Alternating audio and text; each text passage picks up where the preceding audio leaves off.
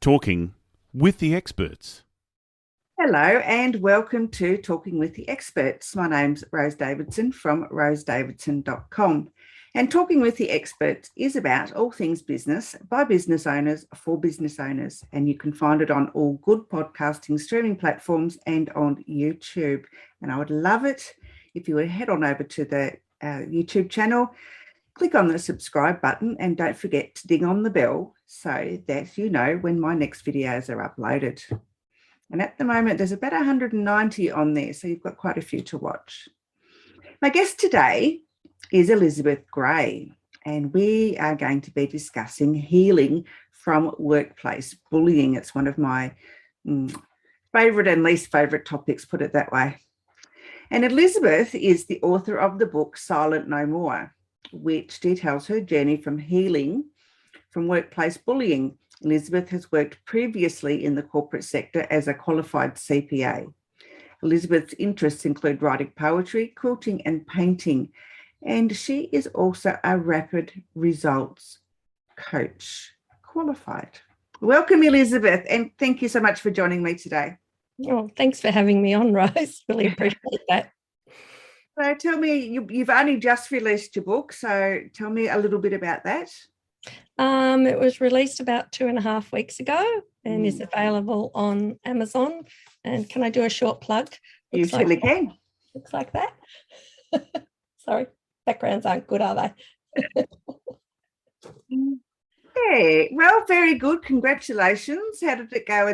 How did it go? Is it up to number one yet? Yeah, it got number one in Australia and Canada. Oh, well done. That's a great achievement. Now call yourself an international author.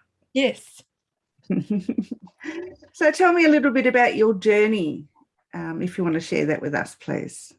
Yeah, it was an interesting one, and you actually don't realise what's going on and how life is, and that's one of the things that you need to learn when these bullying incidents are happening to you, because you do get conditioned as a child into certain behaviours and you learn certain behaviours, and that's what you take from incidents that happen in your childhood and you develop a coping strategy.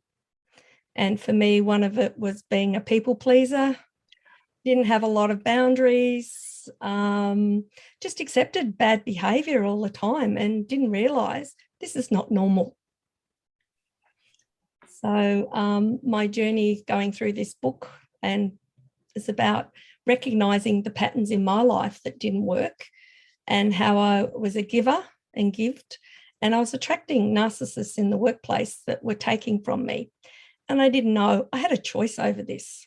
So this is all about, for me, learning I have a choice over accepting this behaviour or not, and also learning about putting boundaries in around other people's behaviour and just see what's happening and learn why and grow and move on with it. So can you share with us, what types of behaviour you were subjected to so that perhaps others can, look out for those warning signs? Had a few of it. I had emails going around about me, which I saw one day. I got sent isolated by the team and people weren't allowed to ask me questions. I have been upset and people have disregarded my thoughts and feelings. So what I feel doesn't matter. And that to me is pretty devastating. Just being told what to do with no discussion. Having somebody use our mutual boss to get him for me to give information to them when they could have just asked. Had people feeling that they need to be superior and put me down. And gaslighting is one where they undermine you and you feel doubtful and confident. You lose your confidence and you doubt your workability over the time. And gaslighting, they also minimise and trivialise what you say. So you're trying to have a discussion to solve it, but they're not interested in what you've got to say, or they reframe it that they're right. So that's just some of the things that I've been through. Yeah, I've been through very similar. It was it's quite devastating, and I ended up having a meltdown when I resigned. So it was pretty awful. Yeah, it's not nice. No. So I guess, there's some of the warning signs, but, how did you overcome that? There are a few more warning signs if I could put Of course you can. the red flags. Because quite often when you meet for a person, they will tell you a lot more about themselves than you know. And just even having conversations, you could, like one particular person was just the way the conversation went, and I go, oh, this is not going to work. And it didn't. And we've got to take note of those gut feelings around people. I've been to job interviews where they've looked me up and down of what I'm wearing and then picked through my resume. So they're all red flags, and we need to listen to our intuition and get out of those situations because it's very hard to resolve those. Yeah, I agree. I can so relate to what you're saying. It's and because you're so desperate to either get the job or you want a people pleaser, you want to keep your job because you overall you like the job that you're doing. You just don't like the people you're working with. So I've been in those situations, and sometimes as a temp employee, it's really hard not to you can pick up on the signs, but you think it's you. I used to think it was me. Me. I was being oversensitive. I was, but after I left and I thought about it, it wasn't me at all. I should have not been there in the first place because, I just didn't fit in to their culture. And that makes it really hard too, especially when you are just a temp and you've got to try and fit into a work culture. And if the work culture is a little bit toxic, it makes you feel less than a person, I think. Yeah. And I think I like one of Oprah's sayings is that people want to be validated. They want to be seen. They want to be heard, and what they said mattered to them. And I think quite often in this situation, probably you were like me. They didn't even listen to you or want to understand where you're coming from, what your concerns were. It was just disregarded. Yeah, it was. It was, and because the boss had an ego bigger than Mount Everest. It was, and I was a woman. That made it equally hard. So yes. All right. So through your journey, what are the things that you learnt about yourself about the red flags? Okay, so one of the things I really learned with the bullies themselves is about them wanting control. And the big aha for me was the fact that they want me to think about myself the way they think about me. So if they decide they're superior and they think you're weak and pathetic, they want you to think you're weak and pathetic. And that just blew my mind. Just learning it's all about their repeated behaviour on you. So just learning to know what the signs were and what they want compliance. And the other thing I sort of learnt too is they actually go for high achievers because it gives them a thrill to take down someone that's a high achiever. Yeah. Yeah, so, I agree. Yeah. I was always, trying to outdo somebody just to prove that I was worth something, and it was just disregarded, and it was so devastatingly bad for my self-worth. It was terrible. It's taken me years to get over it. Well, it does, because it changes your brain too and can make you more helplessness, the biology in the brain. And it's not just simple, you just let a comment go, because quite often this deliberate cruelty can actually cause you trauma. Yeah, I agree with that as well. Yeah, it's a devastating thing. But I guess what can people do, I guess, to other than be aware of the red flags? What can they do to better their own mental health and get through the bullying? What they need to also is recognize what I found is I didn't have a lot of self-worth. So I think if you build up your self-worth and self-love and know that you matter and you're important and you're in here on this earth for a purpose. And I think it's harder to get into the criticism that way. The other thing is, like what I learned, I've got a choice to accept what they say about me or not. And when I look at it I think one of the things for you is if you can't resolve the situation by talking about it, it's a flag to go because you're not going to resolve. I think I tried so hard to meet in the middle and it just wasn't meeting in the middle. And that's the hard thing, is letting go, because you keep wanting to try that person to see you and they're not interested in you. Quite often they don't care or have no empathy about you. And I think if you understand what you're dealing with, that helped me as well. But I also need to look at myself and what I needed to fix. So I needed to fix some boundaries around their behaviour. And I accepted people's behaviour for years as normal, as abusive. So I hadn't learned how to speak up and ask for what I want, or just say, I'm sorry, that behaviour is not acceptable. I'd prefer if you talk to me in that way. In some cases, most people, they'll change it. Some of the others, more narcissistic behaviour, won't. So that's when you've got to work on getting out. But you've got to do a lot of healing from yourself. The other thing I learned is that, and I had a lot of shame from childhood, the bullies know how to find those wounds in you, and they know how to twist the wounds, that knife in that wounds that hurts. So we've got to deal with this shame that we've been given, that there's something wrong with us and that we're broken. And we're not broken. It's just behaviour that can be conditioned. So it's, I think, knowing we have choices and we can create a great life for ourselves. Yeah, I agree. But it's a long journey. I think, and if you don't articulate, or to somebody who's empathetic or a good listener or whatever, you're never going to get over it. You have to go and seek help, whether it's a psychologist or a counsellor or, your best buddy or your husband, your wife, your partner, whatever happens to be, someone who values your opinion, who values you.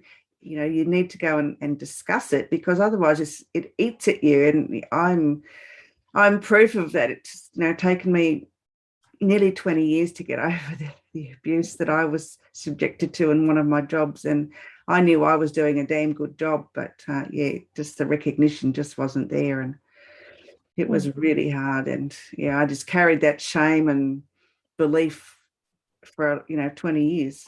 So because it wasn't about you, or it was about their behaviour, and that they target people. And what I don't like is there is always a trail in a workplace for this. There's always a trail. And quite often workplaces think because someone's left and there's no more problems, that the problem person left. In fact, the person's still there. They just don't have anyone that they feel threatened by. Yeah, but sometimes, bullies in the workplace do it surreptitiously, don't they? So everyone else thinks that the bully is just a really nice person and, butter wouldn't melt in their mouth. But to you, you can see them for who they are. But if you try and complain about them, I don't see it. So, it's all done in the background, and it's to get people to believe you, it's really hard. It is. It's very much hidden, because it comes back to two people of what they said. And it's very, very hard to prove. But the effects like you had and I had, they're actually devastating on the person. And I know it affected my work performance, but there's just you don't feel safe even talking about it at work. And it's such a silent thing in the workplace that no one talks about it or looks at the context of the behaviour. And quite often they'll look at one incident, but it might be a building up of multiple incidents. Yeah, I used to hate going to work. It was getting to the point where I was feeling nauseous just walking in the front door. Just what's going to happen today, you know? And yeah, I said I had a meltdown the day I left. I just, because, you know, when they had the exit interview and I was yelling and crying and, you know, I was just a total mess. It was all those months had just accumulated and I just had to let rip. And didn't, because it was a small country town, it didn't do my reputation any good. Well, that's the problem. That's why there's so much silence and the bullies keep going, because it doesn't get looked at. And you've got to be silent when you leave your job. Don't tell the next employer. And it just keeps going. And look, I've struggled with doing exit interviews because nothing really comes out of that. And I know one place I worked, it took 5 years after I left before they took staff away from that particular person, and multiple people had left before me and multiple people had left after me. Yeah, and they don't look at their staff turnover because they think this person's just God or goddess, you know. So yeah. I just want people to know they do have a choice in this. And and you're right about seeking someone to help you with this, because it does change your brain and how you see yourself.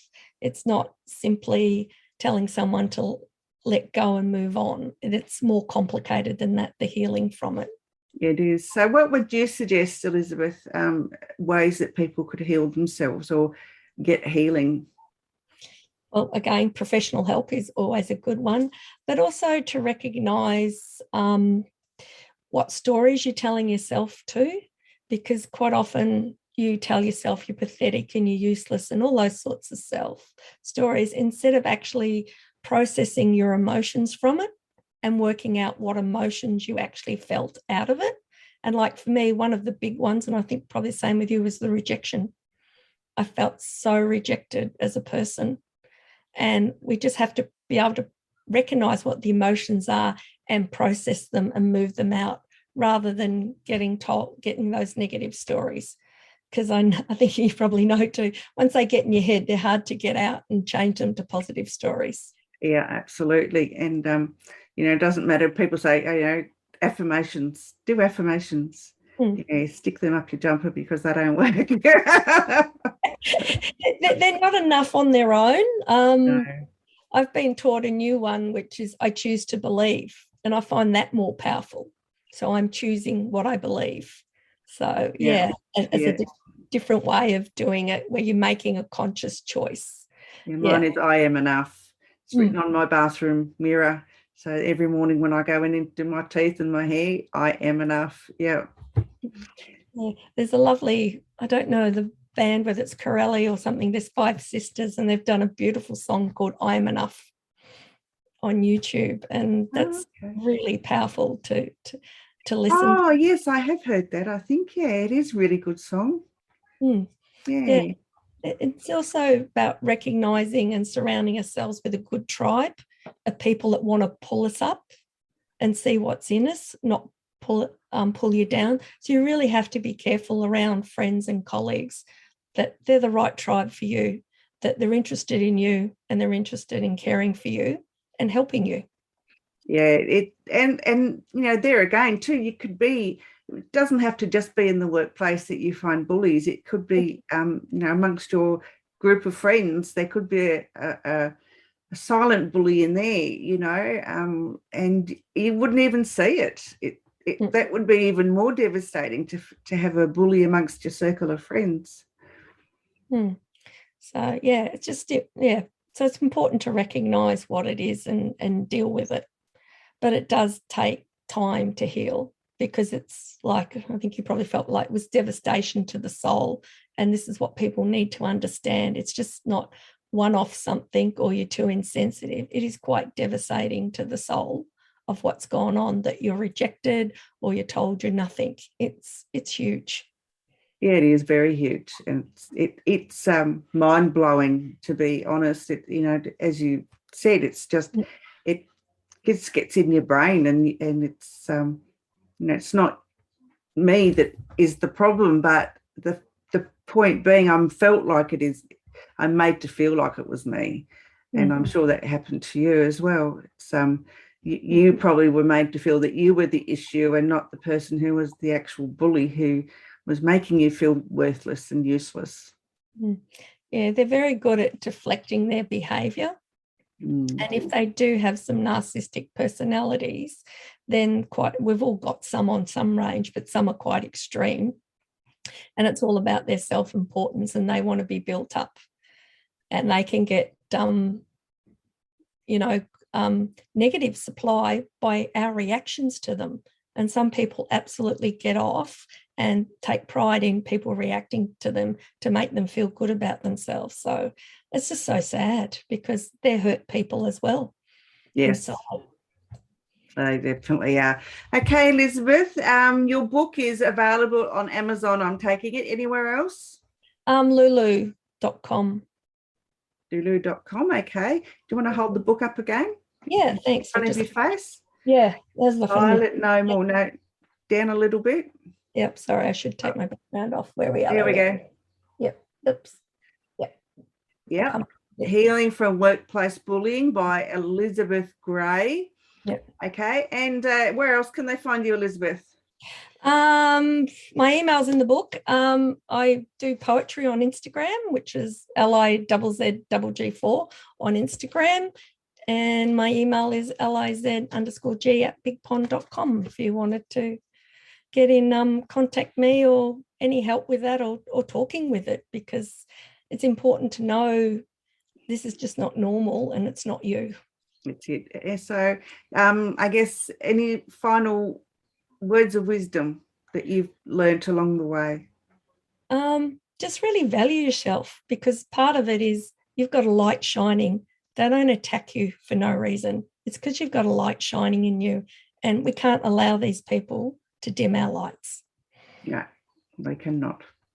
All right, Elizabeth, thank you so much for your insight today. It was wonderful talking to you, and and we'll talk again soon. Yes, thanks so much, Rose. Really appreciate that.